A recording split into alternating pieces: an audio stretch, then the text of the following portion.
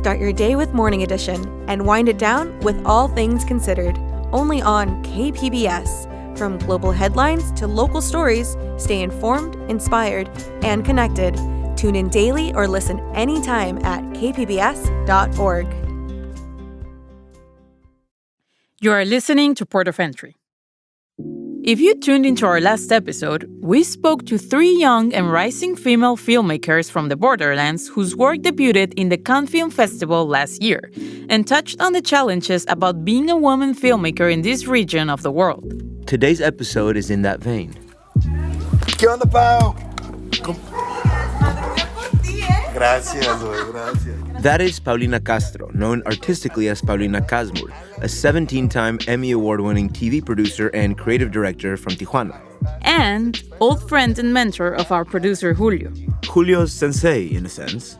Julio and Alan met with her that day, and Julio couldn't help but to put Alan on the spot because Alan made a rare stage appearance for that morning's field taping. Hey man, I need my beauty sleep. Just kidding, you guys know I work in the mornings. Long work day, and you lucked out that I started my day at 1 in San Diego that day. Se te están liando los planetas, porque es raro que Alan se nos junta aquí. Sí, yo no me activo como hasta las 11:30. Alan, Paulina. Alan es el conductor del programa. Uno de los dos. Ajá, los dos.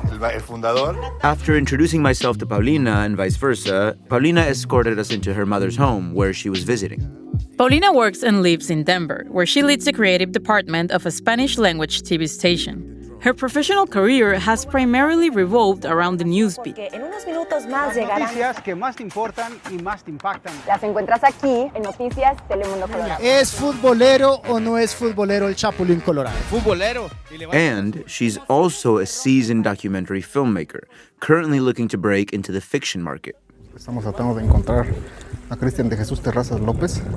Es un muchacho de 21 años de edad. Del río Tijuana y tiene una trascendencia muy importante también por el... No lo voy a entender nunca. Son tan boludos como el clima de Tijuana. Her perspective on filmmaking has brought a unique lens into news production, and it's paid off. She's won 17 Emmys in the news production field. And the Emmy goes to Photographer News, Armadillos, Búsqueda y Rescate, Parte 1, Paulina Castro, KBNT. La Casa Whaley, Paulina Castro, KBNT. Brownback Coalition, Paulina Castro. Univision San Diego, Paulina Castro, KBNT. Hey, Dad, I'm not giving you grandkids, but I'm giving you Emmys, which is better. Paulina is one of those individuals who can light up a room with her infectious laughter and inspire a team to rally behind her ideas and vision, even in the fast-paced environment of a newsroom. Her 17 Emmy Awards are a testament to that. She was in town visiting friends and family, and we couldn't let the opportunity pass to sit down and talk to one of the region's most decorated TV producers. In today's episode, we sit down with Paulina as she reflects on 20 years of producing TV and documentaries.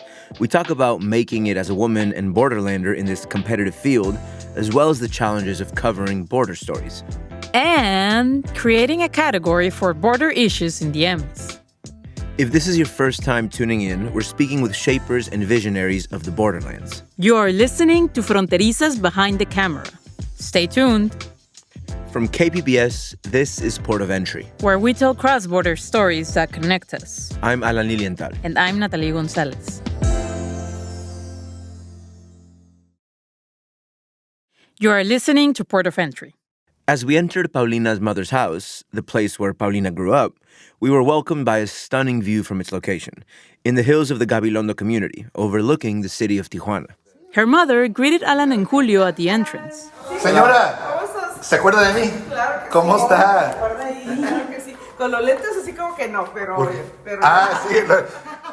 The interior of the house had warm blue-gray colors, typical of a modern household, with a beautiful living room and dining area adorned by perfectly framed art posters. These artworks were complemented by vibrant depictions of Mexican culture, including colorful alebrijes, among other Mexican art pieces, adding a touch of traditional Mexican charm. Perfecto. Buscando mis cosas, encontré en el periódico. No manches! Paulina surprised Julio with a picture from a newspaper page from their early college days. Julio was featured as one of 20 students who received a college-wide recognition. He was sporting the distinguished Kelso Bob. That's good. Eras muy inteligente, Julio. No sé qué Todavía. Ya se le quemó. pero yo sé que sí, siempre ha sido. Aussie, student of distinction. What can I say? I was a student of difference. Not much to show for it these days. Ándale pues. Anyway, Paulina pulled out some old memorabilia like flyers from some of her screenings, along with old newspaper cutouts of reviews of her documentaries. One of them was for a project where she documented the lives of circus artists. Este era corto documental de cómo viven los artistas en el circo. Y ayer buscando cosas me encontré esto que era entrevisté a 2 circos. Another piece of memorabilia was of a documentary that Paulina and Julio put together for a 100-hour rally competition around 12 years ago. Esa es la constancia del documental que hice contigo. No mames, güey. Entonces, este fue un documental que hicimos en 100 horas, Julio y yo. Y ganamos. ¿Cómo que 100 horas? Nos pusieron en un hotel y órale, graben y editen. Menos, eran 100 horas, ¿no? Como 90, en 3 días. Paulina shared that for the competition, each team was tasked with recording in the field and then post-producing from a dingy motel room where the rally staff was supervising to make sure they weren't getting any outside help. This all had to be done under 100 hours. We actually took first place, and the competition was fierce. That's the project that made me fall in love with storytelling. And the project that tested Paulina's patience. Paulina understands us. Sí, aguantándonos. Wow. Este güey pegaba cosas en la pared y yo, no mames, déjalo dormir, bien lindo. El hecho de que era pedante, güey, it's a trait, dude. Our attention was then drawn to a little Emmy statue over a piano surrounded by family pictures. Sí, ese es el único Emmy que está aquí, porque todos están en mi casa y otros en la casa de mi papá. Déjame la rápido. Aquí, pues, eso es lo único que hay ahí. Ahí está la foto de... Ahí está la foto de cuando fui a la primera ceremonia que no gané. ¡Tarán!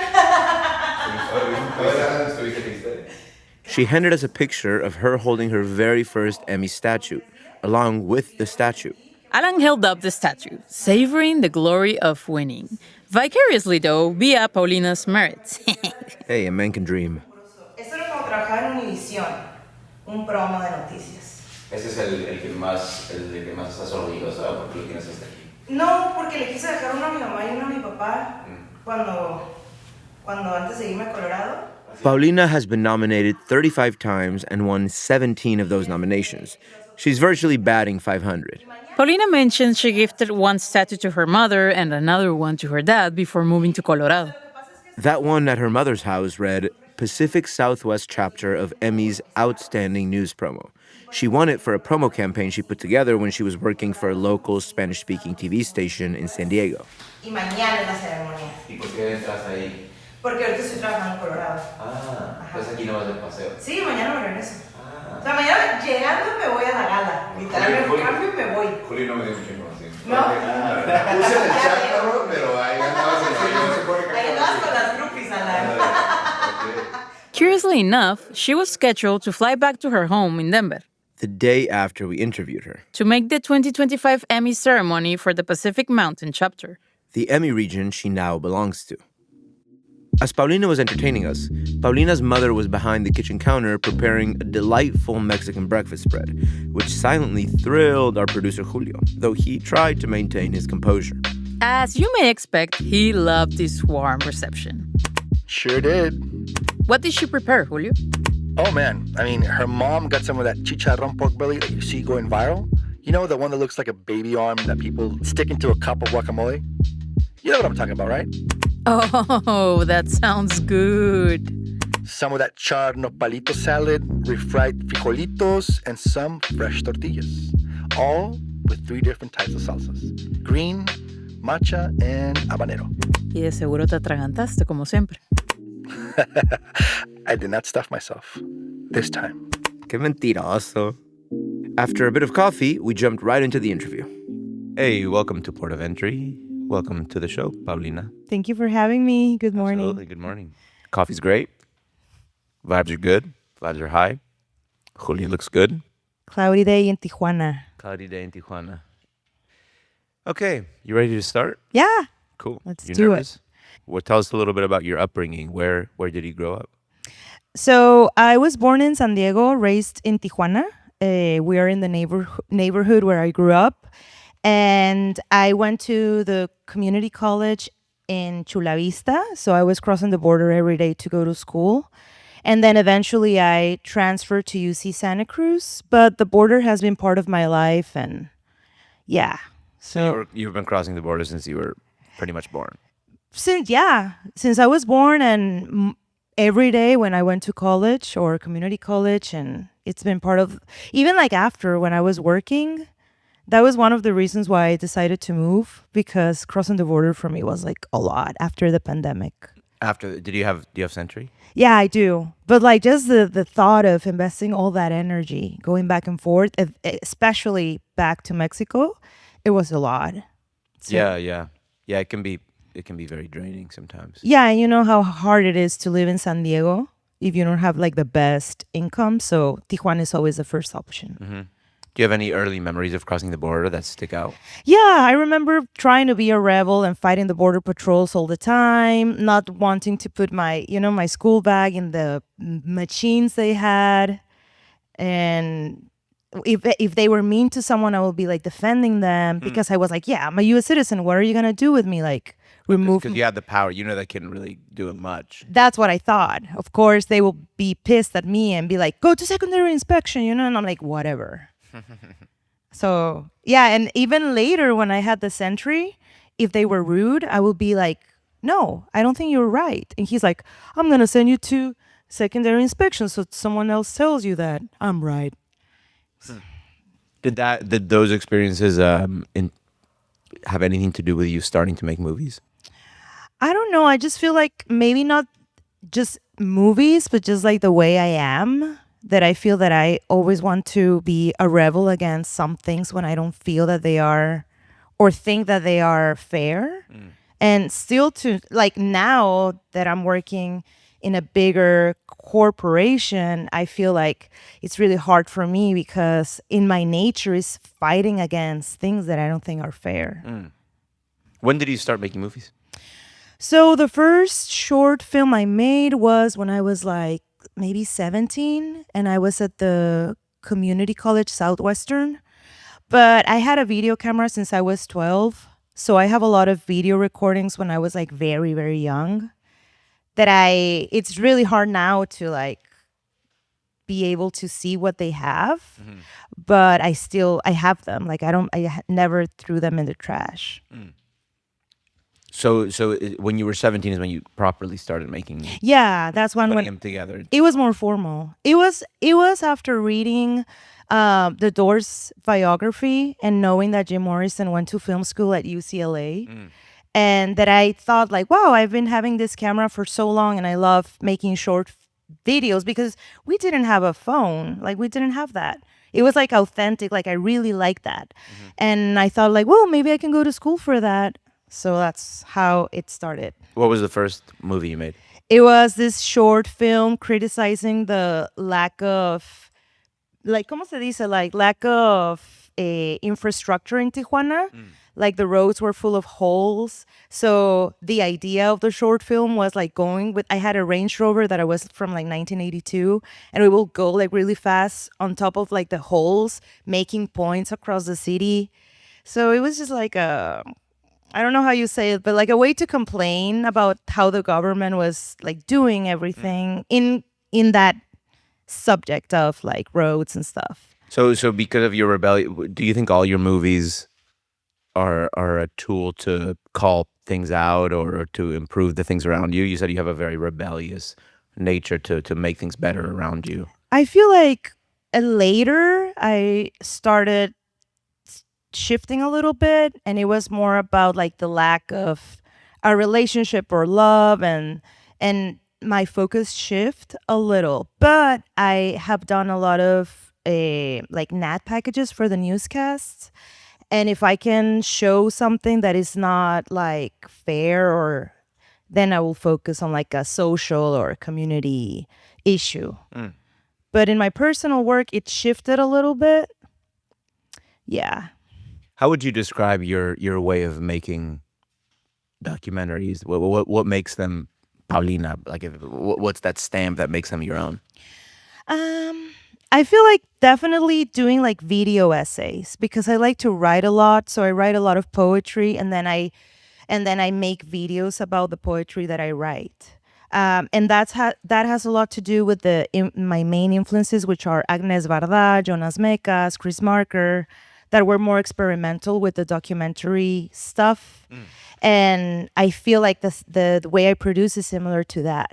Like, I really, really admire them. It's more poetic. How does it sounds like your way of making documentaries is more poetic than journalistic. Yeah, exactly. And I feel like it's a balance because when I work for the news, if I do, because it's not my job where I work at, I don't make news content, but sometimes I do. And when I do, it's very different from my personal work, which is like more poetic documentary video essay style.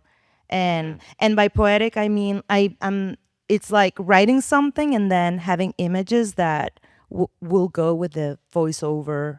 And sometimes I have people that translate those voiceovers to like a different language, to like German or Italian. And then I have a video that has like 3 different languages. So it sounds like it's like, because a lot of documentaries are a picture of, you're trying to convey information about reality. It sounds like yours are more emotional. Yeah. Yeah. And I feel that it's a little bit more open so that you can watch it and feel whatever you want to feel.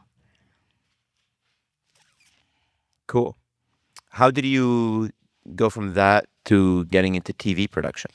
Well, the reality is that I was living in Tijuana and I wanted a job in San Diego. And of course, I wanted to move to LA. Like my whole life, I've been wanting to have a job in LA.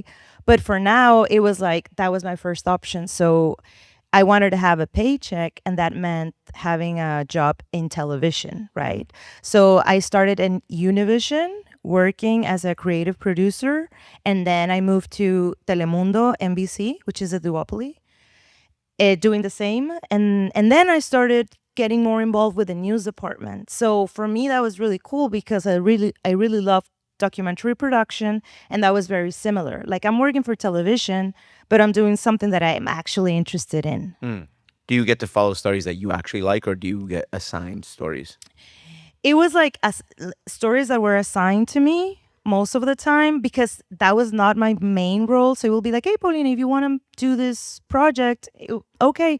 But I feel like, even if you have the camera and you edit, you can transform it a little bit. So, yeah, I feel like at the end, they looked more like documentaries than journalistic pieces for a television station. Has working in TV changed the way you make documentaries, your personal ones?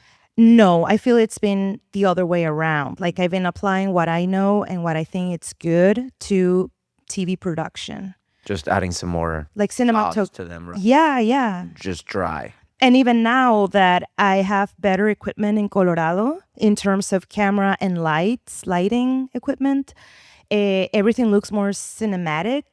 And that's what I like, that we are starting to be different from the other television stations because the quality is just so different. And it's because you're bringing more art. Yeah, it's the way you frame things, how you tell the story. Even if it's a news promo that is 30 seconds, it can be really well shot. And I feel like sometimes people that work in television for a long time are just used to doing things really fast, and I take care of every detail. Even to my creative producers, I tell them this is the boot camp of creativity. Like we're not doing television, we're doing production that has high quality.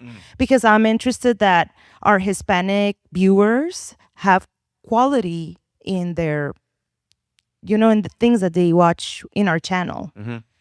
How has that transition been? Because Tijuana is a very dynamic place. There's a lot of drama here.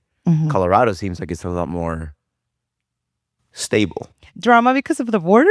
Yeah, I mean, yes, but yeah, and just like Tijuana in general is like a magnet for conflict in many ways. There's just a lot of there's a lot of drama here. Yeah. Colorado, maybe I'm wrong, but it seems like it's like a lot more quiet. So how has that been in terms of like keeping you excited and engaged?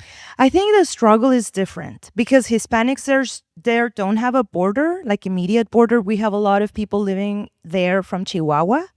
But like, you know, like finding your roots in a Midwest state, it's really hard sometimes. So like when I find Hispanics that are, you know, doing things that they are passionate about, or that they are, I don't know, going through any kind of struggle, like sometimes just the thing of being an immigrant, I think the struggle is different and the stories change, but they are still meaningful.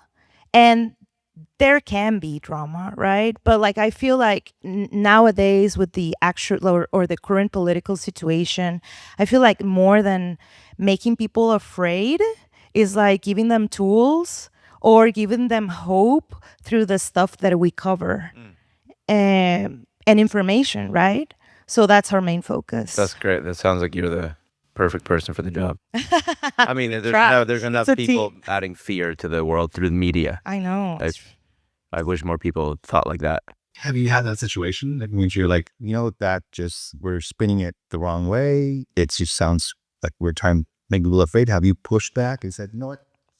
No, well, the news director, I have a really good relationship with her, and they get a lot of feedback on how they should produce, but we support each other. And even when we make a promo, it's for people to tune in and know what they can learn from their immigration status or whatever they need. So it's just like a constant open conversation with our team. It's not that I decide something. It's like we have this idea and we pursue it. And we work together to achieve it. Great. And that's why we are successful, because we work as a team. Like I am the news department, they are the creative department. It's like we are tangled? Yeah. Mm-hmm. Intertwined. Intertwined. I'm going to shift a little bit. You are a 35-time Emmy nominee and 17-time winner. Yeah. How does that feel to hear that? That's some big numbers. It feels crazy because it just time flew, and I don't know how everything happened so quickly. I'm just very passionate about what I do, and when you work like that, and I learned that when we were doing a short documentary about this really famous ice cream maker in Otay Mesa, and he said, you have to do your job like you're playing. And then you're not gonna feel like you're working, and I never forgot that. So I always work and I always feel that I'm playing. Obviously, sometimes I feel stressed, and sometimes I don't want to go to work or whatever, like everyone else. But I feel passionate in general. So when I win the awards, it's just like, hey, thank you. It's like a validation. I'm playing really good. Yeah. Which out of all the Emmy nominations and wins, which of them was the most significant? Definitely the first one, just because that was the hardest. Because the first time I tried, I didn't get it, and I tried like twice. But the most important has been, to be honest, one about the story about the Armadillos Búsqueda y Rescate, which is like a group that rescue people in the border of Tijuana, California, all of that, you know. What do you mean they rescue them? They rescue them like their family members will call and say like, hey, this is the last time this person called. He was here. He's wearing this, you know, kind of whatever clothes, and then this group will go and organize and go and look for the missing people in the desert. So people that tried to cross the border, exactly. And like they haven't heard from them. Like, did you get to the U.S.? Did yeah. You not? Okay. Exactly. So that was, but I did propose one category which is called which was called border issues, and so because I was part of the board for a couple of years, and I won an award in that category, which was meaningful because I was like, oh, I proposed this for everyone, for all my colleagues, and then I won, and now it doesn't exist anymore, but which I think it should, but I don't It's know. the perfect time for it. I know. I don't make the rules. Okay, ¿estamos grabando? I want to hear more about the process of Armadillos because it's something like Armadillos. It's definitely not shooting in a studio. You really have to put yourself, in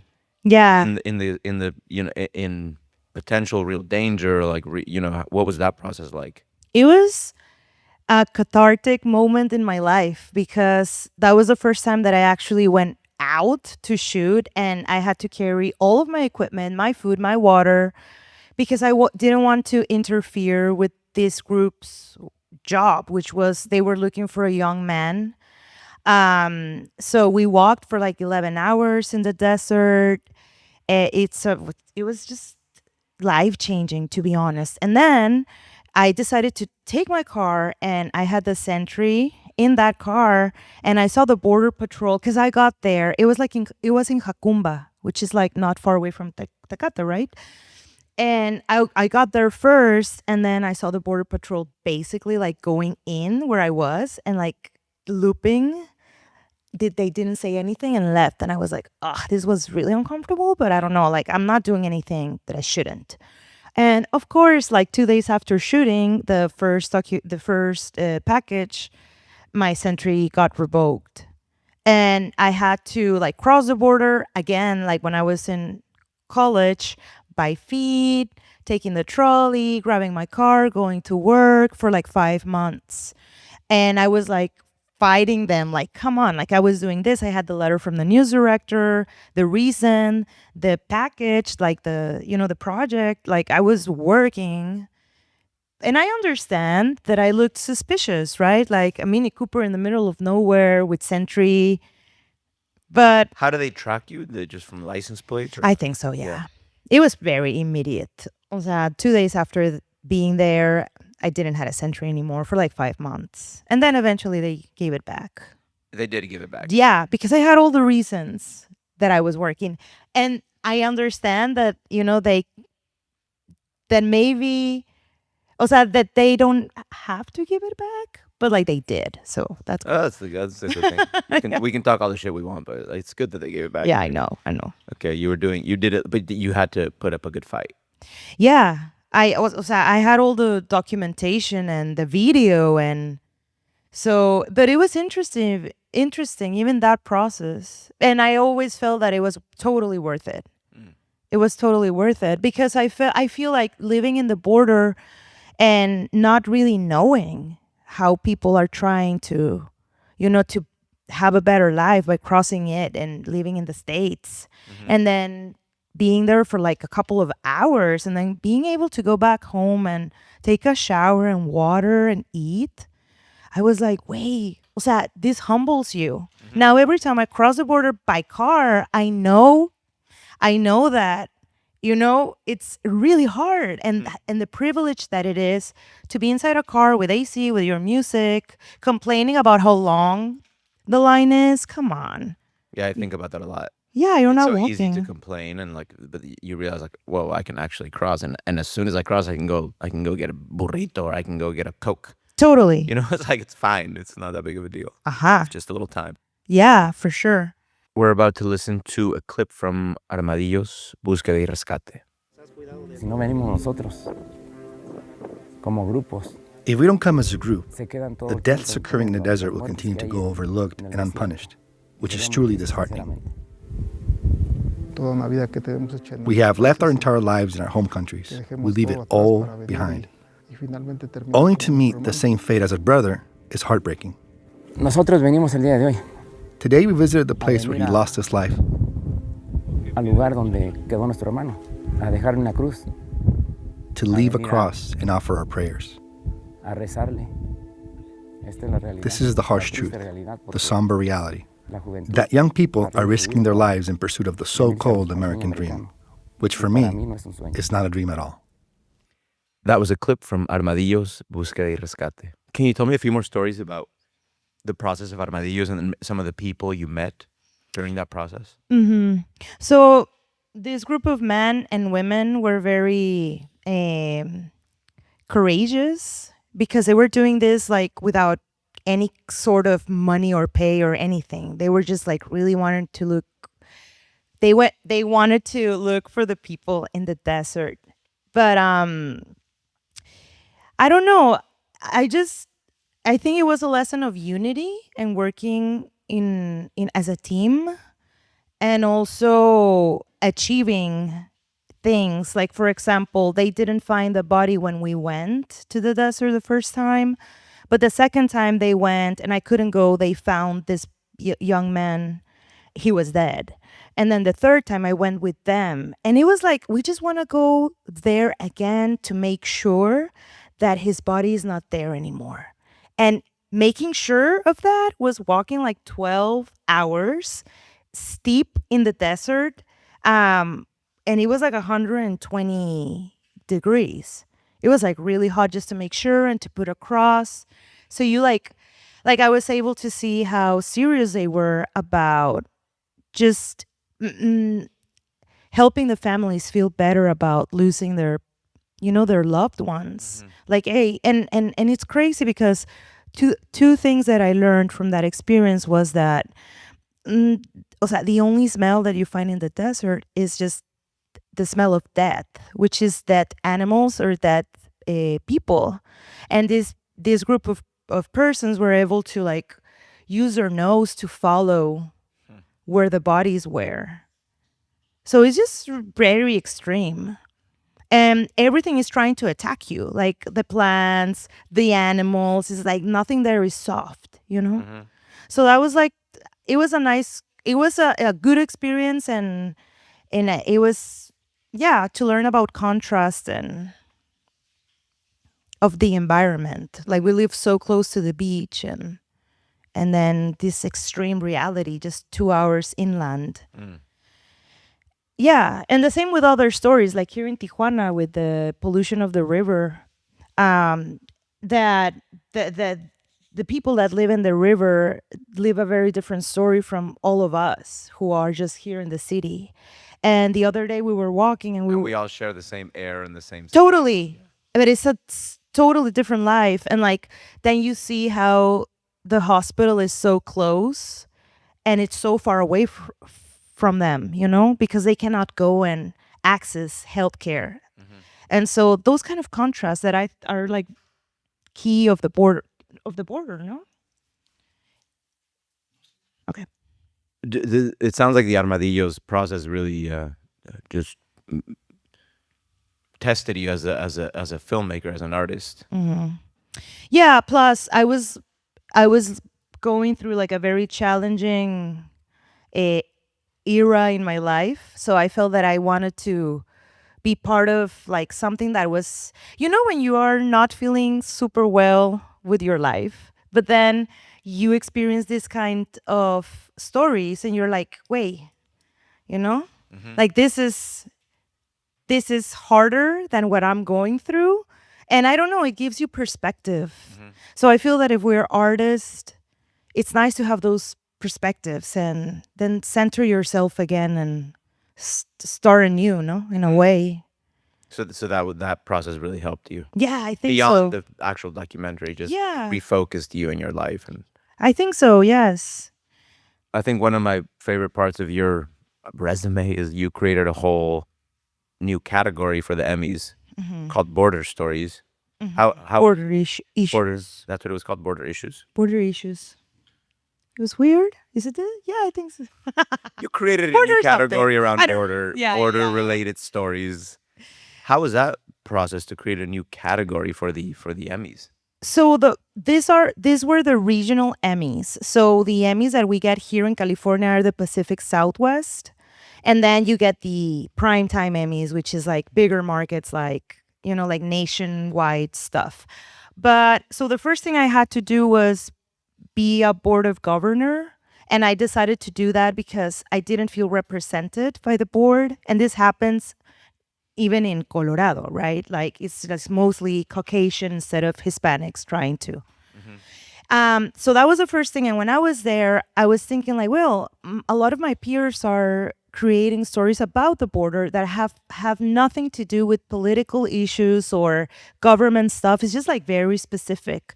And I saw that Texas had like Texas Heritage or something like that.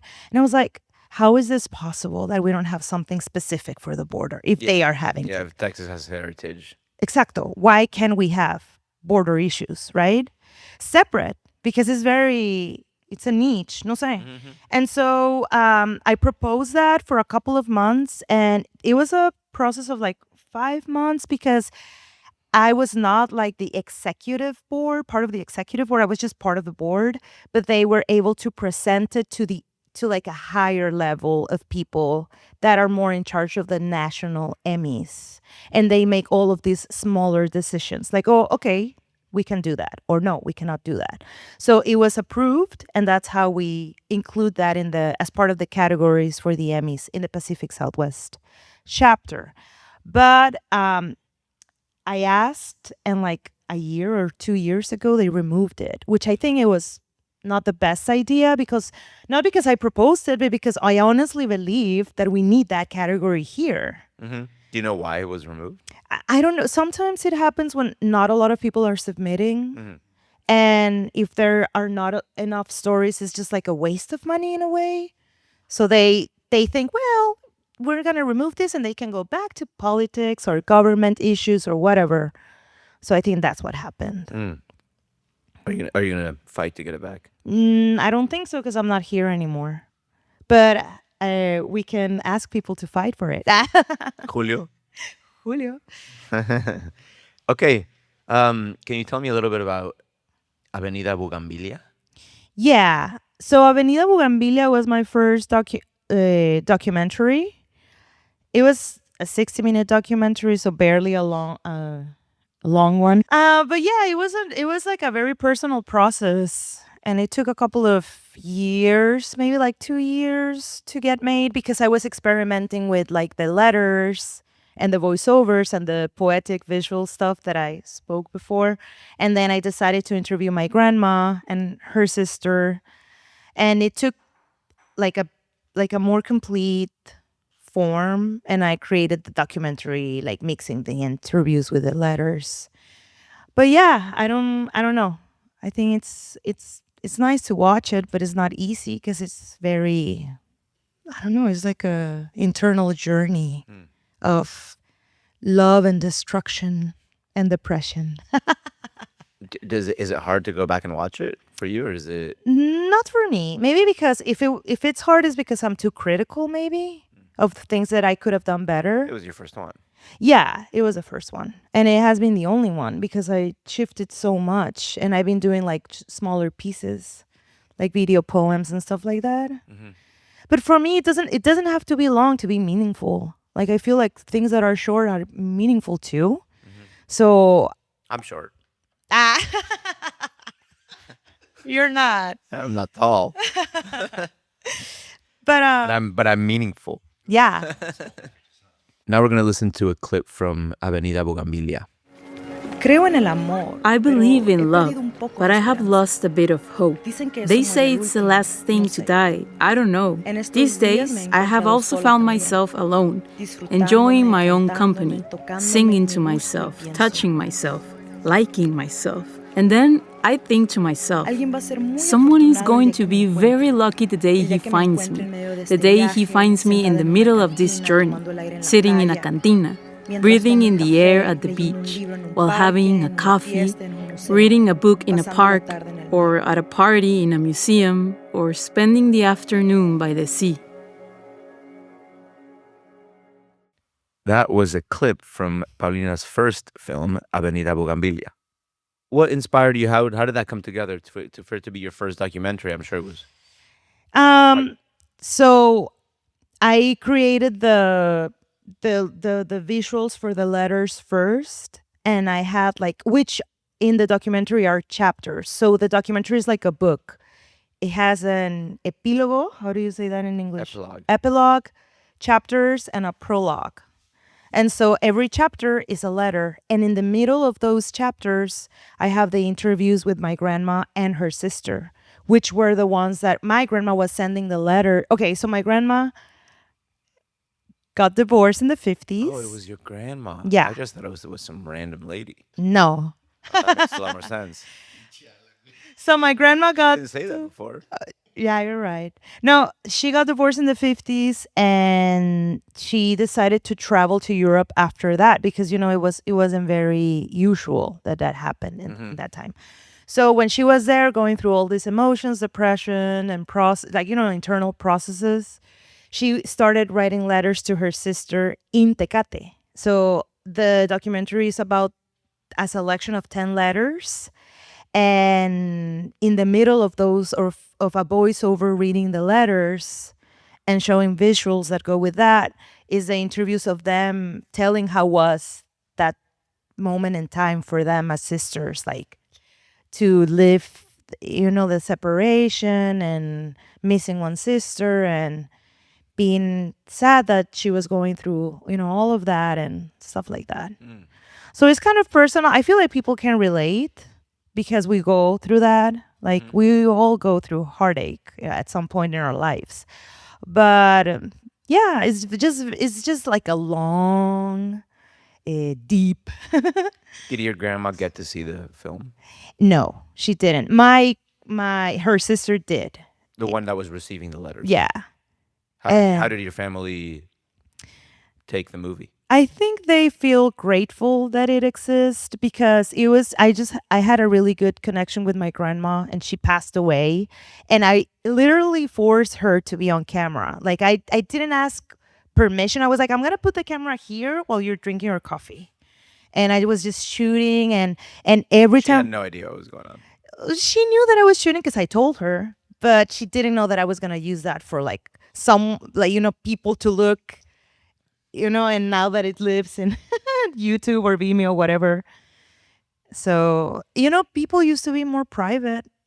So I feel like that would have been maybe too much for her. I think she would have accepted the project at the end, but she never watched it. She probably never expected her very private letters to her sister to be true. Public. Yeah, but it helps. It helps the generations come. Did you have to ask anyone, like her permission or your mom or anyone for? I never asked permission. I never asked for permission. Perdón. Yeah, siempre. It's like now that I'm in Colorado, so we have Red Rocks there, and we were doing a promo, and I knew that I needed permission, but I thought that it was gonna be complicated, and I just went, and I shot, and then they. People got there like, what are you doing? And they gave me permission there. So I'm like, oh, I'm sorry, next time. Viva Mexico. Pues sí, güey. Can you talk to us a little bit about the Scene Spoiler podcast? Scene Spoiler is a project that I have on the side just because I'm a film fanatic. And I spent like 80% of my times at the movies in Colorado. So I thought that it would be a good idea to just have like a space for my reviews in Spanish about these weird movies that I was watching that I liked. So yeah, it's you by yourself talking about the movie. It's like it's like really short. I try to keep it like under 5 minutes, 6 minutes at the most. So that people and it's in spoilers, like no spoilers, so that people can listen to it and like, okay, I want to watch it, or I don't think I'll watch it. How's the response been to that? Honestly, right now I'm going through a hard phase, just because the first months of the year we don't have good movies. So that's a thing. Oh, because it's like post award season or whatever. Yeah, exacto. From like February to August is trash mostly. So, and it's sad because, I would say we see everything that goes on in Cannes, and then we have to wait months and months to get those movies in the movie theater. So at the moment I'm taking a pause because I don't have enough movies to. Yeah.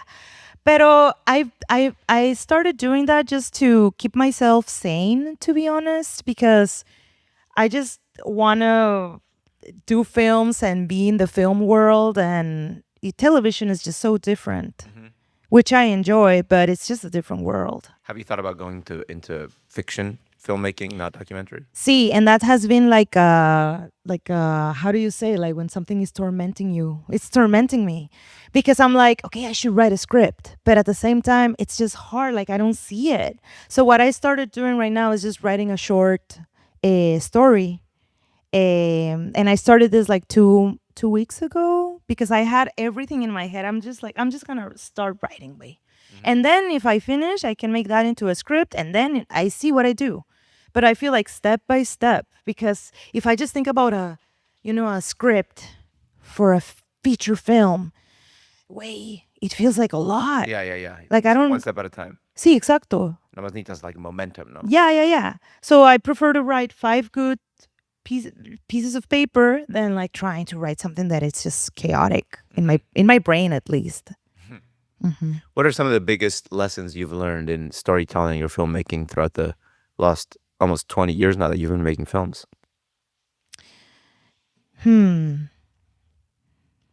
I feel like you definitely have to feel connected to what you're doing. Otherwise, it loses the meaning. I don't know if I don't think I have a specific answer for that. I feel like throughout the years, I've been perfecting the way I do things, and I'm better at like the production part of it. And for me, it comes very naturally, like just talking to people and finding stories. Like I can talk to anyone and find a story in that person. And I feel like that's what I do now. Like it's just very intuitive. And maybe that's what has happened through the years, that because I've learned how to listen, now I find stories quickly. And it's very easy for me to find the value. And if I can do it, let's say right now we are going to start working on Hispanic heritage news packages and promotions and stuff like that. And I already found a kid that plays the saxophone from Venezuela in this restaurant, and he's like 13. Yeah, so like that, I feel like it's not that I have like a, ¿cómo dijiste? Like un consejo. No, that was my next question. Just the lessons you've learned for yourself. The only advice I always give is like start with whatever you have. You don't need the iPad or this great camera or whatever. Just do it in any way that you can. Because starting, I know it sounds like a cliche, but it's true. And like I was saying before, like if it feels overwhelming, then reduce it and start with like one piece of paper. Don't try to write 20. Like it's better to start and make it better later than just keep it in your head, you know? So that will be the first thing and like the only thing. If you really want to do it with whatever you have. Yeah, I think that applies to any art form. I've so many times I've been slowed down by the overwhelm, and it's just like, just start, just one little thing. Just one thing. Just 1 minute. If you want to do a podcast, just do 1 minute. Have you, this is another question, but something that I think about the more that I'm like in the world of storytelling is how the stories we tell, even to ourselves, like shape reality. So how do you think about that? Like has being involved in storytelling changed the way that you relate to your own life? Yeah. And I feel like I see my life through a different lens. And it's a lens that it keeps evolving because you're aware of what you're going through. You do not live in automatic. O sea, you're aware of the people you meet, of the stories you find, of how even like the bird that just flew by is like, oh, that looks nice, maybe. And then you start thinking more. Maybe this will go nice with this and da. So everything's a story. Exacto. Es que everything can be a story. Or just make your life more poetic, no? And I feel like that's another art I once read that is not taken serious, like the art of just looking. And even like the art of listening. Like people just want to talk all the time. Thank you so much, Paulina, for your time and your words and all the great stories you've told over the years. I'm excited to see what stories come next. Thank you for having me, and thank you everyone for listening. Check out Sin Spoilers podcast in Spotify. And your future movie that has only begun to be written. Exactly.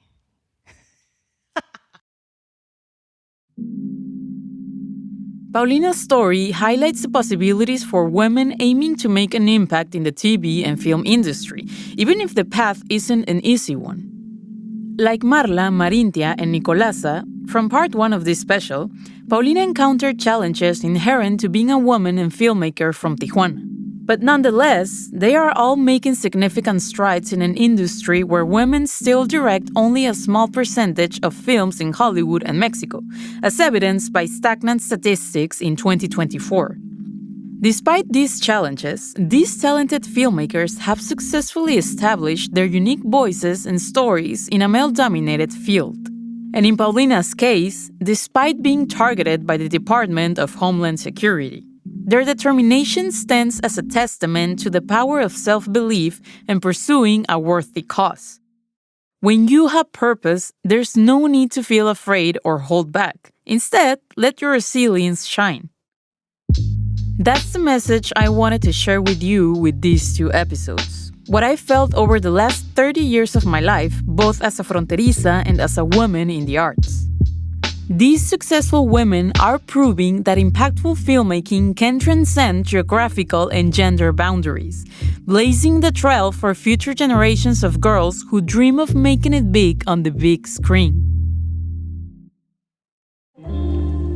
This episode of Port of Entry was written and produced by Julio Ortiz Franco.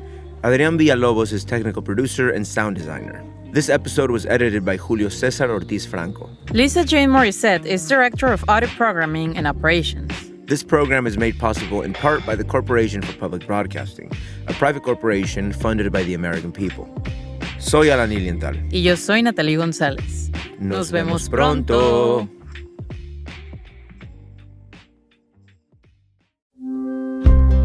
Start your day with Morning Edition and wind it down with All Things Considered, only on KPBS. From global headlines to local stories, stay informed, inspired, and connected.